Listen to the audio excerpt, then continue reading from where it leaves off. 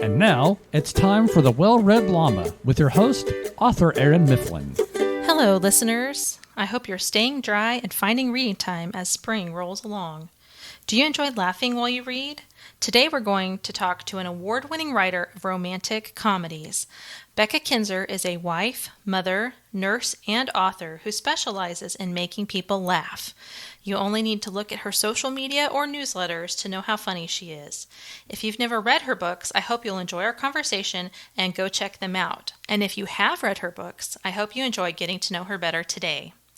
Before we begin, I hope you'll take a moment to follow me on my social media, which admittedly is not as funny as Becca's, but I hope entertaining and engaging just the same. You can find me on Facebook or Instagram at author Erin Mifflin, and please say hello if you follow me as a result of listening today. Now, let's bring in our guest. Hi, Becca, and welcome. Thank you for having me here, Erin. Now, your book, First Love, Second Draft, recently released. What can you tell us about this second chance romance?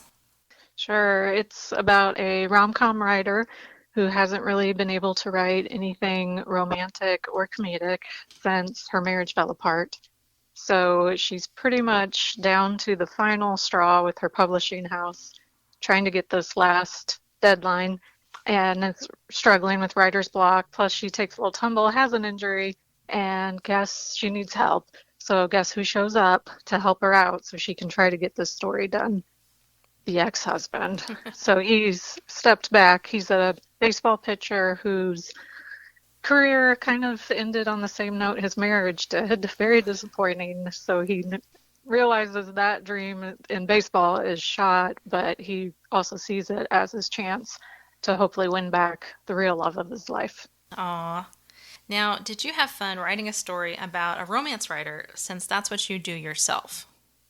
I did, because I could sabotage her story that she's writing in my story without any worries. I could make it as bad as it could be, and that was fun, just to see how the story could spiral out of control and not worry and hope that that wasn't happening in my case as I wrote it.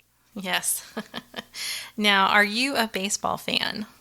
I am. So I've grown up in Chicago Cubs, loving family. I laugh if you watch like any home videos from any of my childhood or look at pictures, it's like the Cubs are just constantly on in the background.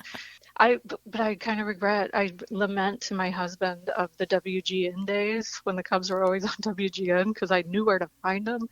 And now, like, we got rid of our cable, and I feel like don't know the players as well as I used to because we'll listen to them on the radio, but I only see them now when I'm over at like my parents' house or somewhere. But yes, the Cubs they're my team.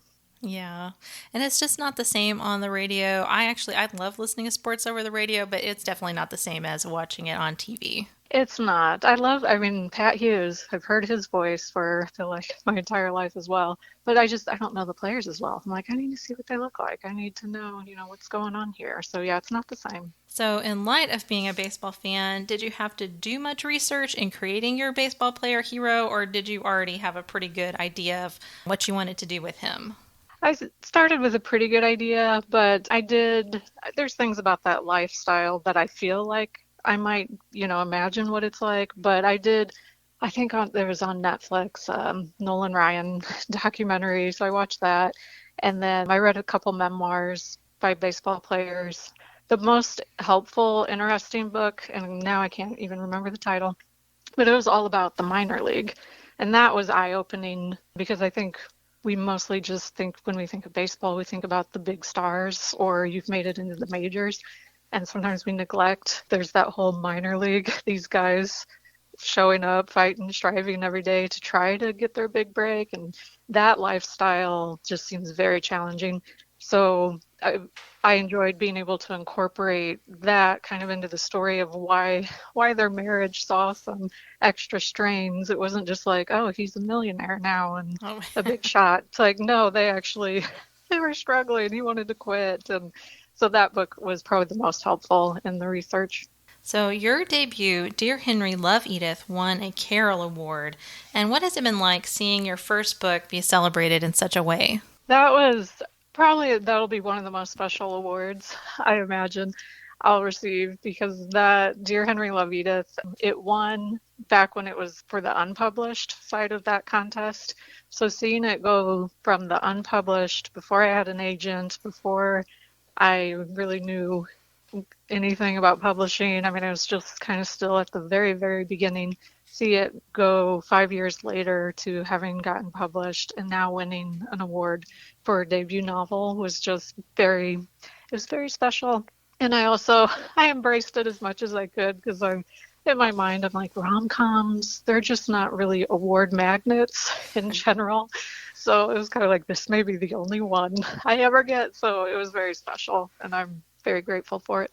Oh, that's good. I'm glad that you have enjoyed it and embraced it. Sometimes I see not writers necessarily, but sports teams. I see this sometimes when they're like, "Well, I've won," and even in the moment they're like, "I can't wait for the next one," And it's like, hey, maybe calm down and just enjoy this one a little bit, because the Right. next one's not guaranteed. Exactly. That's why I'm like, I'm not holding my breath. But I mean, if it happens again, wonderful. But yeah, I was very thrilled to get this one. And one thing that I love about you and me and our friendship is that when Dear Henry Love Edith won the Genesis Award for Unpublished Authors, I was there in the audience and I got to see you win it. And then when I won my first Genesis Award, you were in the audience and got to see it. So we kind of got to celebrate, even though they were several years apart. And so that's just kind of like a cool connection that we have. Yes, absolutely. And I also wanted to talk about your second book, Love in Tandem, which features a 500-mile tandem bicycle ride. And you took a similar ride with your husband while you were engaged. And are there any similarities between your trip and the one your characters go on? Yeah, the whole location, they ride down the Natchez Trace, and that was all entirely taken from our personal trip. Because at first I was trying to brainstorm, like, where should I have them go? What should I do? And then finally it's like, Becca, because I kept a little diary and we had notes from our trip, and, I experienced it. So it was easier to come up with where their stopping points were and be able to do the mileage map. And we had sweated out on that bicycle. So writing out how Charlotte felt during the trip was like, yeah, I remember exactly how that felt. So yeah, I had a lot of fun with that story. Just being able, of course, I mean, it's fiction, so made up tons and tons of other things, but I worked in a few scenarios that came in straight from our trip, even if it was just like a little snippet that I put in there. Yes, that's fun. You never got stranded on top of a roof of a shelter anywhere, though, did you? That one, no, did not happen. My parents had a tandem bicycle when we were growing up because somehow my mom never learned how to ride a bike, but we would go on family bike rides around the neighborhood and stuff like that, and she would always be on the back of the tandem bike. So that's kind of fun. You don't see those around very much these days. You don't. We were kind of a spectacle everywhere we went, with between the bike and then the trailer that was attached at the end. There, yeah, we drew a lot of curious looks. But it was funny when I came back. So I always rode on the back the whole way. I mean, I just was staring at Dave's head the whole time. But when we got back, we were going for a bike ride just on our regular bikes, and I could not steer that thing. I was so used to not having to steer that I kept like going off the path and like tipping over. I'm like, I think I forgot how to ride a bike. Oh, that's kind of funny. And I did want to make sure that, that the listeners heard that you did end up marrying this man even after this bicycle ride. So that was a good thing. Yeah. You got to work some things out maybe along the way, huh? You learn, yeah. I'm like, the things that I think annoyed us a little about each other on that trip, it's like, yeah, those are the things that still annoy us to this day. But, we overlooked them. It's those little things. I'm like, let's get up, let's get back, let's get going. And he's like, oh, what's the rush? Let's take our time. And that's kind of how it is now. I'm like, let's load the car. We got to get to church. And he's like, oh, we got time. So I also wanted to talk about you being a critical care nurse. And does writing comedy help you get through that tough profession? Because I have to tell you, I could not do what you do for a day job. So does the writing help a little bit with that? It does. I think it's a great outlet. I mean, it's just uses a total different part of my brain, just like making up these stories and scenarios. And it's definitely a great breather from thinking about things at work. And I think that I write romantic comedy.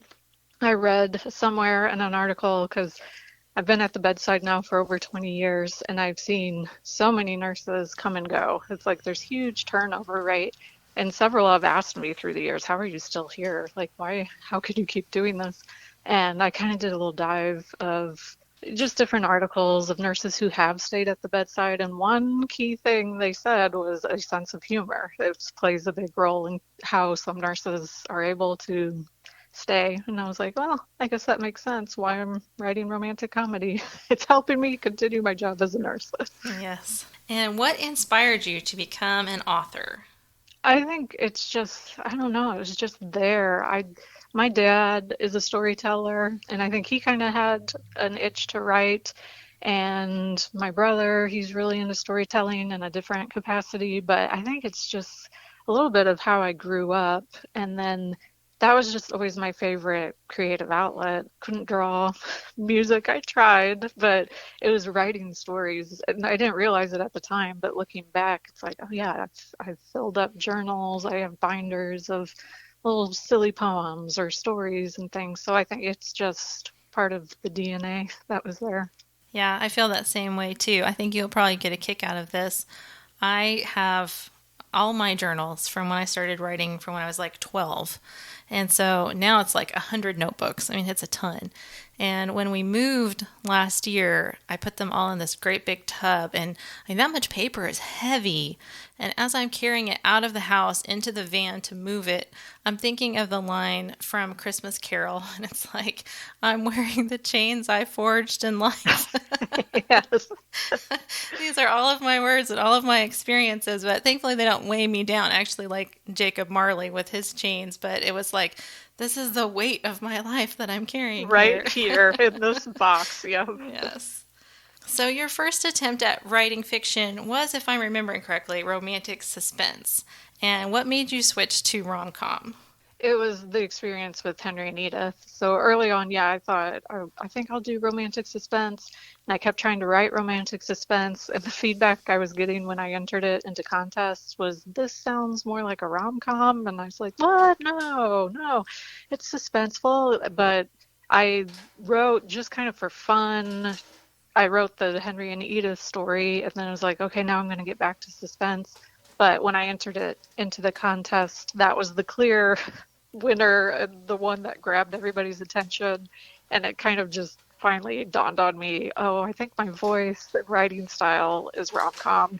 And especially since Henry and Edith, it was what got the attention of an agent, and that was the story we were going to pitch to try to get published. It's like, okay, I think rom-com's my lane, and I'm staying in it. That was the path for you, huh?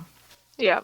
And what is something that you hope readers take away from your books? I hope it is a breather for them as well. Like it's helpful for me from the stress of my job. And I think I want readers who are going through their own jobs, whether it's stressful or they're just maybe bored or they just need a pick me up. I hope, yeah, the humor and the thread of faith, it just gives them some encouragement and some laughs and yeah, just mostly lets them take a breath. So you and I met at a writers' conference, and we were actually supposed to be roommates because we both responded to an email from someone wanting to share a hotel room. And in the end, that didn't end up working out. We ended up in separate rooms, but we still connected there and became friends. So for aspiring authors out there, do you recommend attending writers' conferences? Oh, absolutely. Especially there at the beginning. I look at that conference, the one you're talking about, that was the very first time that I went to a conference. And I still look at it as probably the biggest step of faith I took as a writer and the most important, the scariest, because like I said, I'd never been to any conference. I was still, and there's so much I still needed to know, and I kind of had to fight that imposter a bit. But I really felt it on my heart, like you need to go, you got to go. And I'm an introvert, so that part too, like finding a roommate.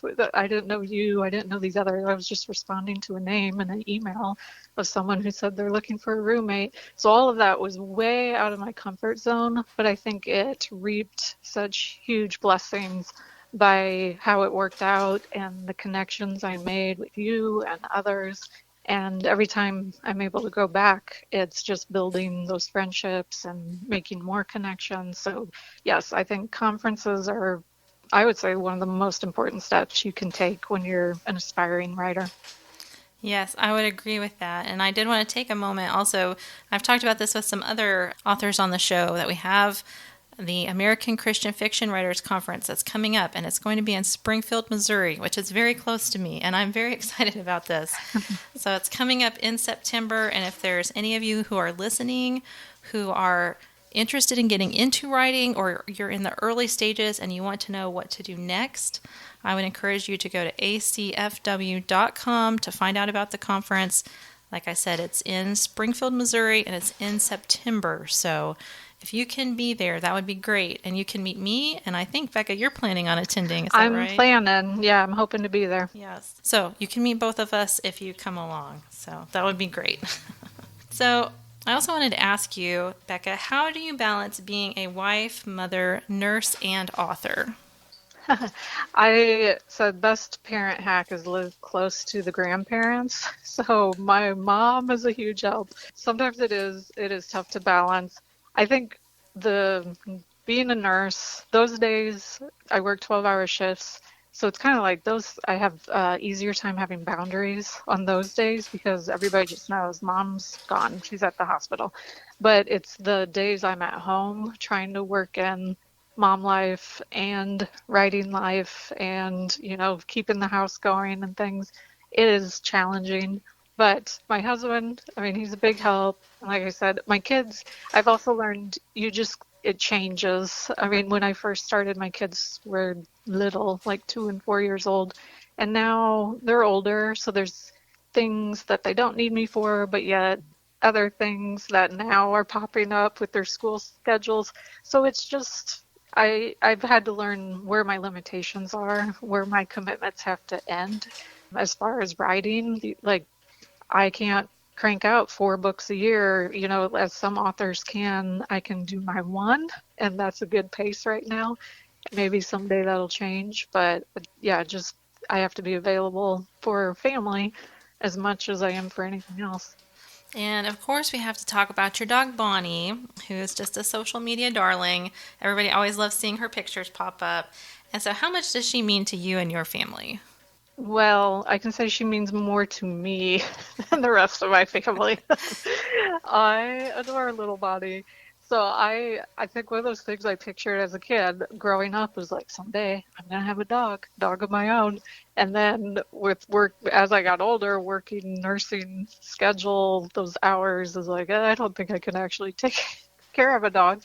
And then we got married and we had kids. Well, then my son, we discovered, has a dog allergy. Like his eyes will swell shut. He's itchy. We're like, oh, well, this isn't good. So I kind of accepted. I don't think we'll be, ever be able to get a dog. But Bonnie is a golden doodle breed. And we've discovered my son does fine around the poodle mixes. So I think also what makes Bonnie incredibly special is I went part-time hours at the same time we got her. That was kind of why it worked out that I could get a dog. So it's like I was able to cut back on my nursing hours. We got this adorable puppy. She has accepted her lot in life is to pose with books, and she handles it pretty well. So yes, I love Bonnie.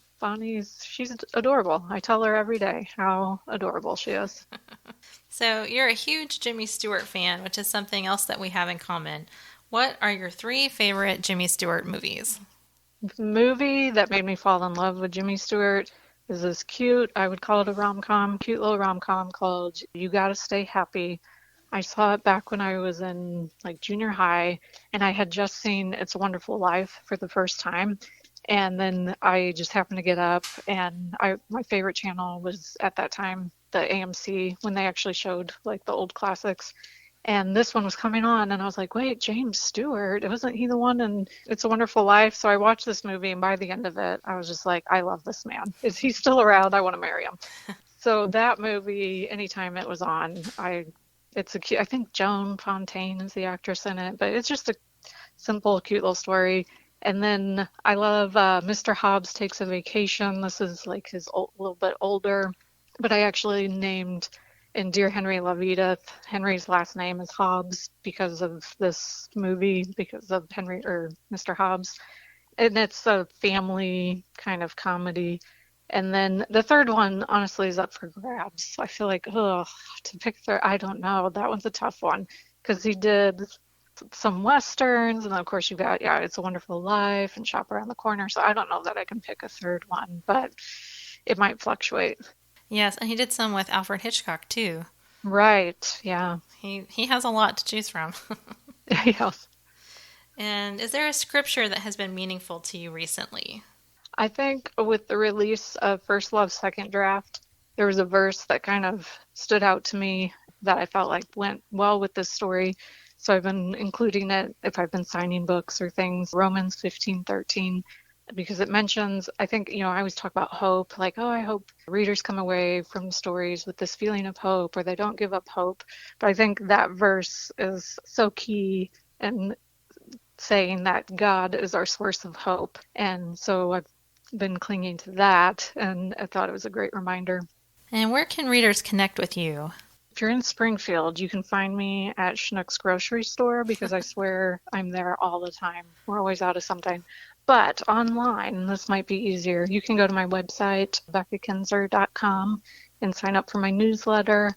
I'm hopefully going to be showing a cover reveal here in the next month or two for my next story, and you'll see it first if you're there. But otherwise, my favorite social media site is Instagram. So I'm there sharing lots of pictures of Bonnie and usually whatever I'm reading.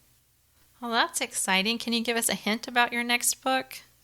Yes, this one largely takes place in Tennessee, and we're saying it's a trope of reluctant allies. They kind of have a serendipitous encounter, these two characters, that throws them back together at a bed and breakfast. And there's a lot of shenanigans, as you will find in my stories. But this one, it's a photographer and a literary or literature professor, and just kind of the situation they find themselves in at this bed and breakfast for the summer. All right, that sounds fun. And if you want to be among the first to see the cover, you got to go to Becca's website and sign up for her newsletter. All right, well, thank you for joining us today. Thank you, Erin. Listeners, I hope you will go to beccakinzer.com to check out Becca's books and sign up for her newsletter. If you love to laugh, you're sure to enjoy her stories. So that's BECCAKINZER.com. If you've read Becca's books and are looking for other Christian fiction rom-coms, some authors you could look into are Pepper Basham, Rebecca Millette, and Sarah Monson. We've had Sarah on the show before, and Pepper is scheduled to be on here soon. I'd love for you to find more of these authors who will tickle your funny bone and uplift your spirit. My favorite series of Pepper's is her Skimar series, which starts with Authentically Izzy, and they are written in largely an epistolary style, which is through letters and text messages and emails. This is kind of an old-fashioned storytelling device, but I really enjoyed it. And if that sounds interesting to you, definitely check into Authentically Izzy. And its two sequels are just great. And then Pepper has a new release that just came out called Some Like It Scott, which is about a travel writer in Scotland who just has all kinds of crazy adventures and, of course, a romance along the way. Rebecca Millette writes books that are set in New Orleans, and they tend to be about older heroines who are just turning 40 and facing different life challenges that go with that season of life. And the setting is very important to those books. You just feel New Orleans woven throughout. Sarah Monson writes rom-coms that have a very strong faith element and are about friendship. And she also highlights people who might be underrepresented in the Christian fiction landscape. So someone suffering from an autoimmune disorder, the mother of a neurodivergent child, someone with alopecia. We talked about that when we had her on the show, and how she wrote that character based on watching her mother have alopecia and deal with that. And as I said hers have a very strong faith theme through them as well. And the others also, the other authors do, but I always really appreciate how Sarah does that. So if you've read Becca's books, like I said, and are looking for more, those would be ones that I would highly recommend. I also wanted to talk about the ACFW conference again, this writing conference that's coming up in Springfield in September. It will be September 4th through 6th. And at the ACFW conference, you will have the chance to learn from other writers and industry professionals in workshops on all different kinds of topics. And they'll have them at every level, whether you're just beginning your writing journey, you're ready to publish that first book, or you've published a few books and have established your careers. They have different programs and workshops for each of those levels. And at the conference, you'll be encouraged by worship and uplifted through encouraging conversations. You'll have the opportunity to meet one-on-one with literary agents and publishing house editors to tell them about your story, and you'll meet people who will become very dear friends, like Becca and I have after we met in 2019. I cannot recommend the ACFW conference highly enough, and I am thrilled that it's going to be pretty much in my backyard. So definitely go check it out. It's the American Christian Fiction Writers Conference, and they definitely put an emphasis on Christian, and they want to uplift you in your faith as well as encouraging you in your writing journey.